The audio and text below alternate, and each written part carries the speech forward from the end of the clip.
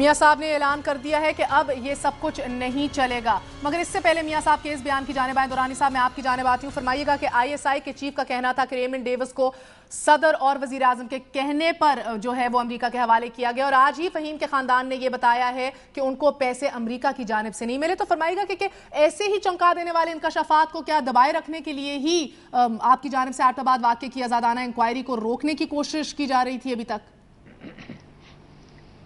دیکھیں، میں سب سے پہلی بات تو میں آپ کا وہ لیتا ہوں جو میاں صاحب نے کہہ دیا کہ اب یہ سب کچھ ایسے نہیں ہوگا۔ دیکھیں، میں پولیٹیکل ورکر ہوں، اس کو بہت سارے نکات کی طرف میں سوچتا ہوں۔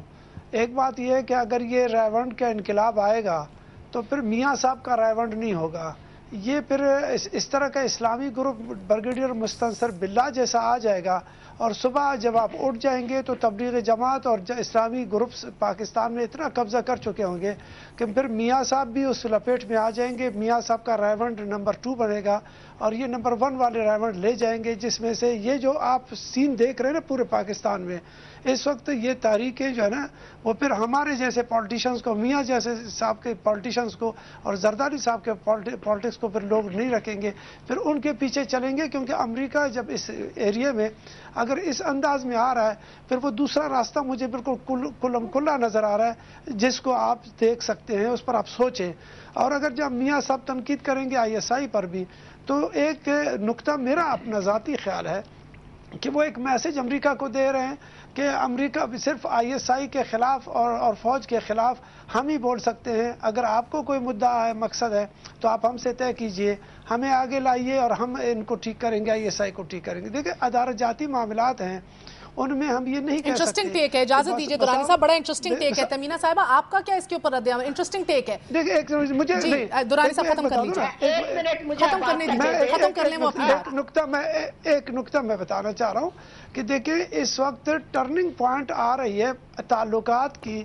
کیا امریکہ کے ساتھ اگر تعلق داری کو ٹرن کر سکتے ہیں تو وہ طالبان کی حکومت اگر ٹرننگ پوائنٹ پر افغانستان میں آ سکتا ہے، اسی طرح کا ٹرننگ پوائنٹ اگر بھٹو کے مارنے کے، شہید کرنے کے بعد شہنشاہ ایران کے پاس علماء جا سکتے ہیں، وہاں پر عالموں کی حکومت ہو سکتی ہے۔ اور یہی چیز آپ کو لیبیا میں اور عرب کنٹریز میں ہو رہا ہے۔ آج سعودی عرب کے ساتھ جو پاکستان کے اندر ہوا ہے، ان تمام چیزوں کو اگر آپ براڈ بیس پر دیکھیں تو پھر آپ کے سامنے اپنا کمیونزم ہے، نہ سوشلزم ہے، نہ سرمایہ دارانہ نظام ہے۔ اب صرف اور صرف ایک چیز اس خطے میں جو ریجن ہے پاکستان کی، یا تو اقوام متحدہ کی قراردادیں ہیں اور دوسری طرف اسلامی مملکتوں کے خد و خال اور ان کی پالیٹکس کو سیدھا کرنا ہے۔ اگر اس بات کو آپ لے دیکھیں، مہر بخاری، آپ کے ایک تو پروگرام میں وقت کم ہوتا ہے، ہم اپنی ڈیبیٹ کو یا بات کو سیدھا آپ کے ساتھ نہیں بتا سکتے۔ جو نقطہ میں آپ کو پیش کر رہا ہوں کہ یہ بازی بریش بابا بازی نہیں ہے، اس کو آپ آگے بڑھا کر کے جب دیکھیں گے تو پھر یہ کہ میں حکومت پر الزام لگا دوں کہ انہوں نے ریمنڈ ڈیوس کو کیوں رہا کیا، اگر میں ابھی، اور دوسری طرف اکانومسٹ ہمارے کہتے ہیں کہ جان کیری، اب میں کہتا ہوں کہ اب یہی ہوگا کہ جان کیری ڈالر لے آؤ۔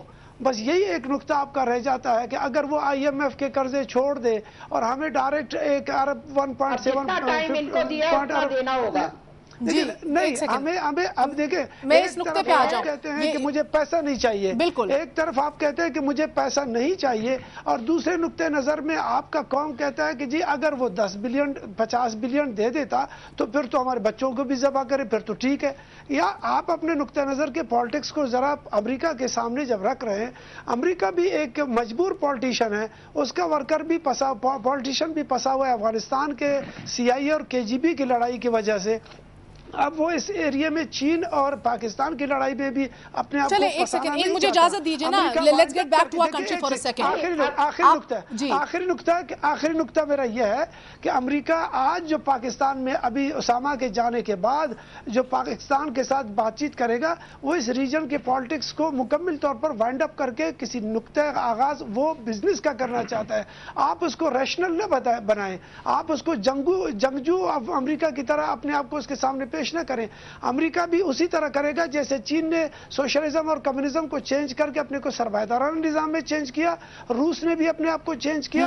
अब अमेरिका भी इस रीजन में अपने आप को एक बिजनेसमैन की हैसियत से रखना चाहता है। ईस्ट इंडिया कंपनी को छोड़ सही है। दुरानी साहब इजाजत दीजिए एक मिनट। मैडम तमीना दौलताना जो है ना, टवाने दौलताने, ये सब उस अंग्रेज के जमाने के हैं। अभी अमेरिकन आकर के फिर से नए किस्म के ब्रांचेस खोलेंगे इंशाल्लाह। उनको बिजनेसमैन की हैसियत से ईस्ट इंडिया कंपनी नहीं, अमेरिकन इंडिया कंपनी खोलेगा इधर। बहुत बड़ी बातें कर दी है तमीना साहब। मुख्तसर आपसे जानने की कोशिश करूंगी, जिस रायवंड इंकलाब का जिक्र किया है दुरानी साहब ने, क्या इसकी बुनियाद और आगाज अभी कराची से मियां साहब ने रखी है? मैं सिर्फ एक बात करना चाहती हूँ कि दुरानी साहब एक खौफजदा शख्स है। वो अमेरिका को बताना चाहते हैं कि अगर PMLN आ गई, जो उनका वोट है उसके जरिए वो आ गए तो जी मुल्ला आ जाएंगे। बात सुनिए, हम वो लोग हैं जिन्होंने पिछली दफा भी अगर काफ को साथ मिला लेते, हम हुकूमत में थे। हमें हुकूमतें नहीं चाहिए, हमें इस मुल्क को मजबूत करना है। आपने कहा जी स्टोन एज की बात मुशर्रफ ने की, तो मुझे बताएं स्टोन एज से कहां कम है। स्टोन एज के बारे में मैं कहती हूँ आज स्टोन एज है।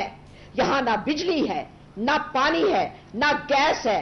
गरीब आदमी लाहे अमल क्या है? मुस्लिम लीग नून का आगे जाने के लिए तहरीकें निकालेंगे, लॉन्ग मार्च करेंगे, उसका हदफ इस्लामाबाद होगा या रावलपिंडी होगा? ये मुख्तसर बताइए।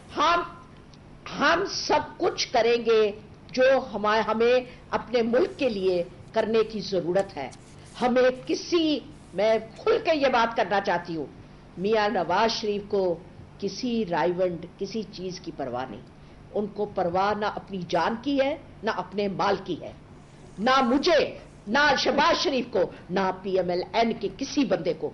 हमें अपना मुल्क मजबूत चाहिए जी। अच्छा, हमें अपने मुल्क के लोग समझ गए मजबूत तरीके से जी। अच्छा, आगे चलते चाहिए। हमें अमेरिका की, हमें माजरत से सुने बात, अब पहले उनकी बात सुनिए। हमें अमेरिका की गुलामी नहीं चाहिए। ये कह दिया शहबाज शरीफ साहब ने आज, ये कह दिया। अब आपने जो बिल्कुल कह दिया तमीना साहब, इजाजत दीजिए। शाहिद तो तोड़ना चाहते हैं शाहिद साहब, मुख्तसर, मुझे मेरा वक्त कम है। नहीं, हम इस मुल्क को मजबूती से एक एशियन टाइगर बनाएंगे इंशाअल्लाह ताला। मुझे शाहिद साहब आप ये बताइए, क्या कशकोल तोड़ने की हैसियत हम रखते हैं? साथ ये भी फरमाइएगा कि क्या एक सूबाई हुकूमत के बस की बात भी है जो आज शहबाज शरीफ साहब ने कहा है? देखिए, मैं आपको बिल्कुल वाज़ेह तौर पर बता दूं कि अगर इस करारदाद पर अमल करना है जो कि पाकिस्तान की सलामती और बका के लिए ज़रूरी है, तो 3 इक़दाम अगले चंद दिनों में उठाने पड़ेंगे। इस प्रोग्राम को सियासत की नज़र नहीं होना चाहिए। पहला ये है कि हमें IMF के प्रोग्राम से बाहर निकलना होगा, क्योंकि अमेरिका उसको यूज़ कर रहा है पाकिस्तान को तबाह करने के लिए। और उसका वाहिद तरीका ये है कि कल मेंबरान पार्लियामेंट एक रेजोल्यूशन पास कर दें कि कोई पार्लियामेंट का मेंबर सिविल और मिलिट्री ब्यूरोक्रेसी पाकिस्तान से बाहर खाते नहीं रख सकता। थोड़े बहुत खाते पाकिस्तान आ जाएं तो आप समंदर पार पाकिस्तानियों को 5% प्रॉफिट ऑफर करें। उनके पास $150 अरब के डिपॉजिट हैं, और पाकिस्तान में जो लोग हम रह रहे हैं, हमने $75 अरब बाहर रखा हुआ है। नंबर 1।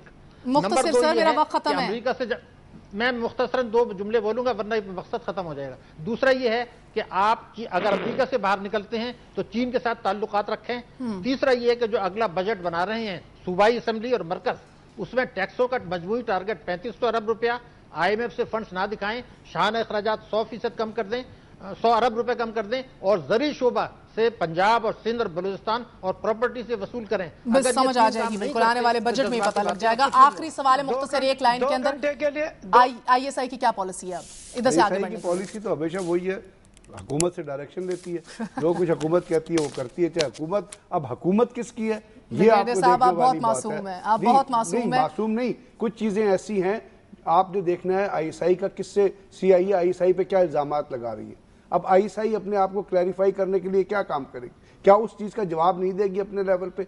क्या उस चीज का इंतजार करेगी कि किसी पॉलिसी का इंतजार करे? उन्होंने वो चीजें उनको बतानी है। अगर उनके सामने तो वो रहनुमाई ना मिली तो क्या करेगी? फिर अपने दिफा के लिए पॉलिसी खुद बनाएगी? नहीं, दिफा की पॉलिसी नहीं होती। एक पैरामीटर जो होते हैं वो एक लॉन्ग टर्म स्ट्रेटेजी में डिवाइज हो जाते हैं। वो लॉन्ग टर्म स्ट्रेटेजी जो है वो सारे जो प्लेयर्स होते हैं उनके साथ मिल के चलती है। हाँ, टॉप पे कौन शख्स बैठा हुआ है और उसकी क्या रिक्वायरमेंट्स है, उसके हिसाब से वो काम करते हैं। और आप ये याद रखिएगा کہ ISI جو کچھ کر رہی ہے وہ ایک ایجنسی کے خلاف نہیں کر رہی, یہاں پہ CIA کا بھی انٹرسٹ ہے, موساد کا بھی انٹرسٹ ہے, را کا بھی انٹرسٹ ہے. بہت بہت تو ان تینوں کو صرف ان تینوں کے خلاف صرف ISI نے ایک فرنٹ آپ کو پرووائڈ کرنا ہے, اور وہ میرا خیال وہ بڑے ایفیکٹو طریقے سے کرتے رہیں گے. یہی امریکہ کو دکھ ہے کہ وہ ایفیکٹو طریقے سے اس چیز کو کیوں کر رہے ہیں, وہ اسی اس کے پوٹینشیل کو جو ہے وہ برباد کرنا بہت بہت شکریہ سارے گیسٹ کا. جمعے کی بریفنگ کے بعد کیا پاکستان آج ایک مختلف پاکستانی آنے والے دنوں میں پتہ لگے گا. ہمیں لکھنا نہ بھولیے گا. crossfire@dunianews.tv. Tell us you all again. Good night. اللہ حافظ.